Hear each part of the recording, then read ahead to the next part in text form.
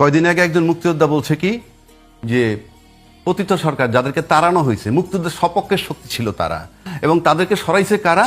কালো শক্তি, জামাত। বলে নাই? বলেছে। সে কি মিন করছে বুঝছেন?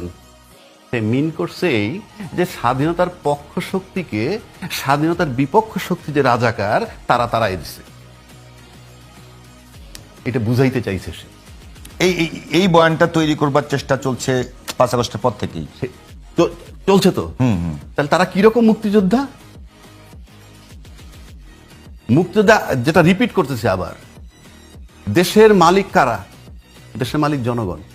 সেই জনগণের উপরে যখন আপনি গুলি চালাবেন তখন মুক্তিযোদ্ধা সবার আগে সোচ্চার হওয়ার কথা। একটা মুক্তিযোদ্ধা সোচ্চার হয় নাই।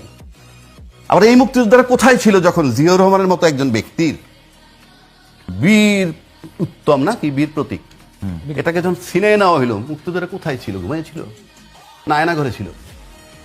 না, ছিল কোথায় মুক্তিযোদ্ধাগুলা? তাদেরই তো সাথে সঙ্গী মুক্তিযোদ্ধা জিয়াউর রহমান। বরং জিয়াউর রহমান তো অনেক বড় মাপের মুক্তিযোদ্ধা। কেন জানেন? সে ছিল পাকিস্তান আর্মি, এখান থেকে রিভোল্ট করছে। পাকিস্তান আর্মি ছিল না? যতজন সেক্টর কমান্ডার 11 জন সব পাকিস্তান আর্মি, তারা রিভোল্ট করছে। তাদের বীর প্রতীক কাইরে নেয়। তখন লতিফ সিদ্দিকীর সাহেবের মতো মুক্তিযোদ্ধা মুচকি মুচকি হাসে। কিসের মুক্তিযোদ্ধা? পক্ষান্তরে সমর্থন করছিল। কিসের মুক্তিযোদ্ধা? আপনি মুক্তিযোদ্ধা 71 মুক্তিযোদ্ধা ঠিক আছে তো, এরকম আমাদের ফ্যামিলি ভিতর আছে একজন বড় ভাই এমন একটা রোল প্লে করছে, সমস্ত ছোট ভাইরা তার উপরে খুশি। 20 বছর পর এর মধ্যে বড় ভাই বিয়ে করলো, বউ হইলো, অনেক কিছু হইলো, সবার সাথে গ্যাপ হচ্ছে, অনেক ষড়যন্ত্র, অনেক কিছু। তো ওই আদিকেও ধরে রাখতে হবে। তখন আপনার যে রোল, পরবর্তীকালে 50 বছর পর আপনার সেই রোল না, রাজ্যকে ব্যাপারে যে বলতেছেন একেবারে একটু বলেন তো।